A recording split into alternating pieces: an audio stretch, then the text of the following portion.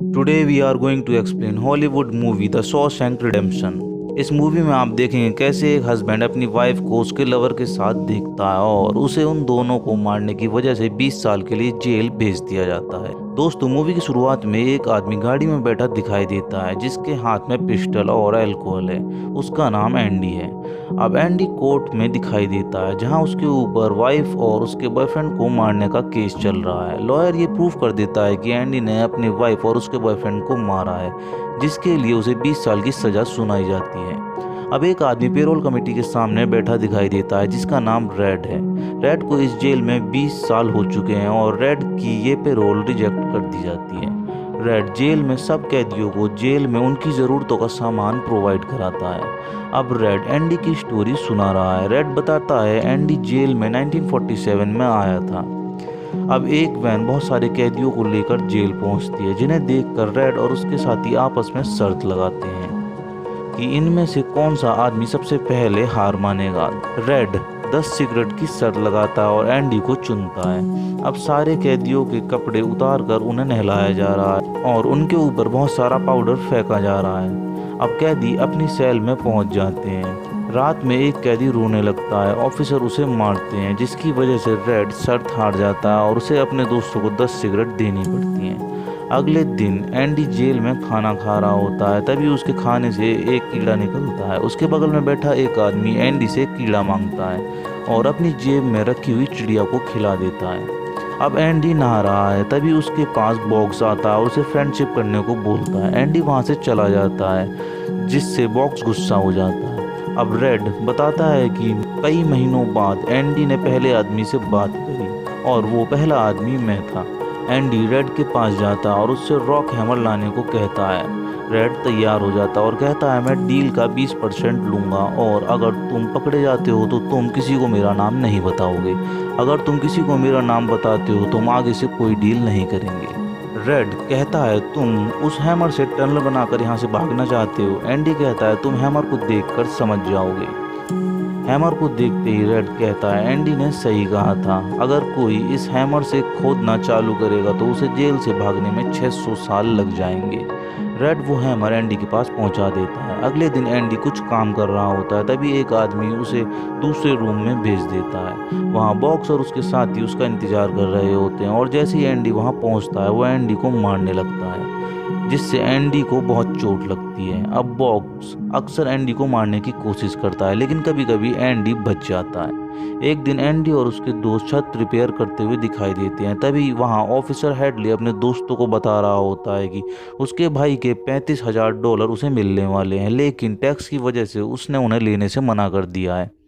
ये सब बात एंडी सुन रहा था और वो ऑफिसर हेडली के पास जाने लगता है। जैसे ही वो हेडली के पास पहुंचता है, हेडली उसका गला दबाकर उसे छत से लटका देता है। एंडी बोलता है मैं तुम्हारे $35,000 बचा सकता हूँ और उसके बदले तुम्हें मेरे सारे दोस्तों को बियर देनी होगी। हेडली एग्री हो जाता है और सबके लिए बियर लेकर आता है। अब सारे कैदी मूवी देखते हुए दिखाई देते हैं, तभी रेड के पास एंडी आता है और उससे मूवी की हीरोइन मांगता है और वहाँ से चला जाता है। जैसे ही एंडी बाहर निकलता है, बॉक्स उसे एक रूम में ले जाता है और बहुत बुरी तरह मारता है, जिसकी वजह से एंडी का 1 महीने तक इलाज चलता है और बॉक्स को 1 हफ्ते के लिए डार्क सेल में डाल दिया जाता है। जैसे ही बॉक्स डार्क सेल से बाहर आता है, हेडली उसे बहुत बुरी तरह मारता है और जिससे उसके पैर खराब हो जाते हैं और उसे मिनिमम सिक्योरिटी में दूसरे जेल भेज दिया जाता है। अब रेड और उसके दोस्त एंडी के आने की खुशी में बाहर से बहुत सारी सिगरेट और च्युइंग गम और एक पोस्टर मंगाते हैं। एंडी अपनी सेल में पहुंचता है। उसे एक पोस्टर अपने बेड पर दिखाई देता है जो उसे रेड ने दिया है, जिसपे नो चार्जेस और वेलकम लिखा है। अब वार्डन एंडी को लाइब्रेरी असिस्टेंट बना देता है और एंडी को लाइब्रेरी में भेज देता है। एंडी अप्रैल के एंड में सभी ऑफिसर्स और वार्डन की ITR फाइल करता है। अब एंडी और रेड स्टेयर्स पर बैठे हैं, तभी एक आदमी उनके पास आता है और उन्हें ब्रूक के पास ले जाता है। इधर ब्रूक ने हेवुड को पकड़ रखा है और उसके गले में नाइफ लगा रखा है। एंडी के कहने पर ब्रूक हेवुड के गले से नाइफ हटा लेता है और रोने लगता है। ब्रूक ने ऐसा इसलिए किया क्योंकि ब्रूक की पेरोल हो गई है। अब ब्रूक जेल से बाहर जा रहा है। उसे बाहर बहुत सारी गाड़ियां दिखती हैं और बाहर की दुनिया बहुत तेज हो गई है क्योंकि ब्रुक पिछले 50 सालों से जेल में था। ब्रुक एक लेटर लिखता है और टेबल पर चढ़कर अपना नाम दीवार पर लिखता है और फांसी लगा लेता है। ये लेटर एंडी जेल में पढ़ रहा होता है। एंडी को हेडली बुलाता है क्योंकि नेशनल लाइब्रेरी ने उसके लगातार 6 साल लिख रहे लेटरों का जवाब दिया है। जवाब में $200 और कुछ बुक्स भेजी हैं। उसमें एक सीडी है जिसे एंडी रूम बंद करके जेल के माइक पर चला देता है और उसकी आवाज़ जेल के हर कोने में पहुंचती है। सारे कैदी वो आवाज़ सुनते हैं। तभी उस रूम के गेट पर वार्डन आ जाता है और एंडी से म्यूजिक बंद करने को कहता है, लेकिन एंडी आवाज़ और तेज कर देता है और तभी हेडली गेट का शीशा तोड़कर गेट खोल लेता है और इसकी वजह से एंडी को 2 हफ्तों के लिए डार्क सेल में डाल दिया जाता है। अब एंडी को नेशनल लाइब्रेरी को लेटर लिखते हुए 10 साल हो गए हैं, जिसके जवाब में नेशनल लाइब्रेरी ने एंडी को $500 और बहुत सारी बुक्स भिजवाई है। अब वार्डन एंडी के प्राइवेट कॉन्ट्रैक्ट के अकाउंट का काम करने लगा है। एंडी ये बात रेड को बताता है कि वार्डन गवर्नमेंट के साथ स्कैम कर रहा है। तभी जेल का सायरन बजता और वहाँ एक वैन आती है जिसमें बहुत सारे कैदी आए हैं। इनमें से एक कैदी का नाम टॉमी है। टॉमी एक टीवी स्टोर में चोरी करने की वजह से जेल में लाया गया है। अब टॉमी हाई स्कूल की पढ़ाई करने के लिए एंडी के पास आता है। एंडी टॉमी को पढ़ाता है, लेकिन एग्ज़ाम के दिन टॉमी ज़्यादा नहीं लिख पाता और गुस्से में अपनी एग्ज़ाम शीट डस्टबिन में फेंक कर चला जाता है। एंडी मार्कशीट उठाकर एजुकेशन बोर्ड को पोस्ट कर देता है। अब टॉमी रेड को एंडी के बारे में बता रहा है कि एंडी ने अपनी वाइफ और उसके बॉयफ्रेंड को मारा था, जो एक गोल्फ प्लेयर था। ये बात सुनकर टॉमी चौंक जाता है और एंडी को बताता है कि 6 महीने पहले उसका सेलमेट विलियम उसे एक ऐसी स्टोरी के बारे में बता रहा था। अब विलियम्स को दिखाया जाता है जो बता रहा है कि मैंने एक गोल्फ प्लेयर और उसकी गर्लफ्रेंड को मारा था, जिसका हस्बैंड बैंक मैनेजर था और इन दोनों के मर्डर का चार्ज उस बैंक मैनेजर पर लगा था। ये बोलकर विलियम्स तेज तेज हंसने लगता है। अब एंडी वार्डन के पास जाता है और टॉमी की बात बताता है। वार्डन एंडी की हेल्प करने से मना कर देता है। एंडी उसे धमकी देता है कि मैं तुम्हारे सारे स्कैम के बारे में गवर्नमेंट को बता दूंगा। इसकी वजह से एंडी को 1 महीने के लिए डार्क सेल में डाल दिया जाता है। इसी बीच टॉमी का बोर्ड रिजल्ट आता है जिसमें टॉमी पास हो गया और उसे C+ ग्रेड मिला है। एक गार्ड यह न्यूज़ एंडी को सुनाता है और एंडी यह सुनकर बहुत खुश होता है। इसके बाद एक गार्ड टॉमी को वार्डन के पास ले जाता है। वार्डन जेल के बाहर अंधेरे में खड़ा है।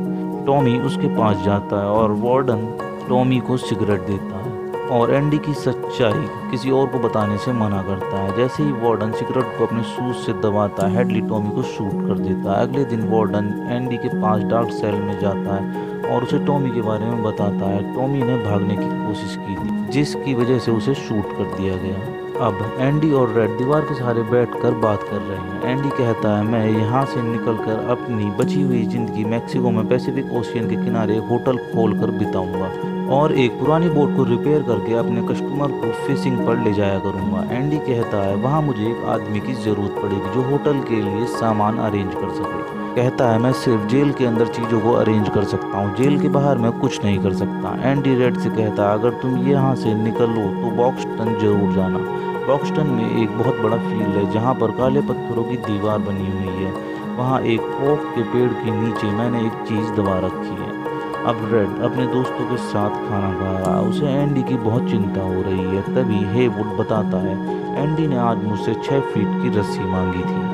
अब वार्डन एंडी से काम खत्म करने को बोलता है। एंडी लॉकअप में डायरी रखता है। वार्डन उसे शूज़ पॉलिश करने को कहता है और एंडी शूज़ पॉलिश करके अपनी सेल में चला जाता है। रेड उस पूरी रात नहीं सोता और तूफान की बिजली को देखता रहता है। जब सुबह सारे कैदियों की गिनती होती है तो एंडी अपनी सेल से नहीं निकलता। ऑफिसर एंडी की सेल में जाता है, वहाँ उसे एंडी नहीं दिखता। वार्डन जब शूज़ पहनने के लिए पॉलिश करे हुए शूज़ का बॉक्स खोलता है, उसमें से एंडी के शूज़ निकलते हैं। अब वार्डन रेड को एंडी की सेल में बुलाता है और उससे पूछताछ करता है। तभी वार्डन एंडी के बने हुए स्टैचू उठाकर रेड और ऑफिसर्स के मारता है और एक स्टैचू पोस्टर में मारता है तो वह पोस्टर फट जाता है। जैसे ही वार्डन पोस्टर हटाता उसके पीछे एक टनल दिखाई देती है। अब रेड सोचता है कि एंडी वहां से कैसे भागा होगा। रेड बताता है एंडी रात में कैसे पोस्टर के पीछे रॉक हैमर से खुदाई करता था और सुबह सारी मिट्टी अपनी जीन्स में भरकर ग्राउंड में फैला देता था। एंडी वार्डन की डायरी लेकर और पॉलिश करे हुए शूज़ पहनकर टनल से एक पाइप में पहुंच जाता है और जैसे ही बिजली कड़कती है एंडी उस पाइप पे पत्थर मारता है और ऐसा करते करते वह पाइप तोड़ देता है और उस सीवर पाइप से एंडी जेल से बाहर निकल जाता है। अगले दिन एंडी बैंक में जाकर वार्डन के $3,70,000 निकाल लेता है और उस स्कैम की न्यूज़पेपर को बता देता है। अगले दिन FBI ऑफिसर जेल के बाहर आते हैं और हेडली को अरेस्ट कर लेते हैं। जैसे ही FBI ऑफिसर वार्डन का डोर नॉक करते हैं, वार्डन अपनी पिस्टल में बुलेट डालकर अपने आप को शूट कर लेता है। अब 40 साल में पहली बार रेड के पास एक लेटर आता है जिसमें मैक्सिको का एड्रेस पड़ा है। रेड समझ जाता है कि यह लेटर एंडी ने भेजा है। अब जेल में पेरोल ऑफिसर आते हैं और रेड से पूछते हैं क्या तुम्हें जेल से बाहर भेजा जाए। रेड मना कर देता है। ऑफिसर रेड की पेरोल अप्रूव कर देता है। अब रेड जेल से बाहर उस शॉप में जाता है जहां ब्रूक जॉब करता था, लेकिन रेड को वो जॉब पसंद नहीं आती और वो वहां से चला जाता है। रास्ते में रेड को एक शॉप में कंपास दिखाई देता है जिसकी मदद से रेड बॉक्सटन के उस फील्ड में पहुंच जाता है जो एंडी ने उसे बताया था। रेड पत्थर हटाता है, उसे वहां एक बॉक्स मिलता है जिसमें एक लेटर और कुछ डॉलर पड़े हुए हैं जिसमें लिखा है मुझे अपना होटल चलाने के लिए एक आदमी की ज़रूरत है और उस लेटर में एक एड्रेस लिखा होता है। रेड बस का टिकट लेकर एंडी के पास पहुंच जाता है। एंडी बीच पर एक बोट सही कर रहा होता है। दोनों एक दूसरे को देखकर बहुत खुश होते हैं और गले मिलते हैं। इसी के साथ मूवी खत्म हो जाती है। दोस्तों, मूवी का कौन सा पार्ट आपको सबसे अच्छा लगा कमेंट बॉक्स में ज़रूर बताएं और आप चैनल पर पहली बार आए हो तो चैनल को सब्सक्राइब जरूर कर लें और बेल आइकन दबाना ना भूलें।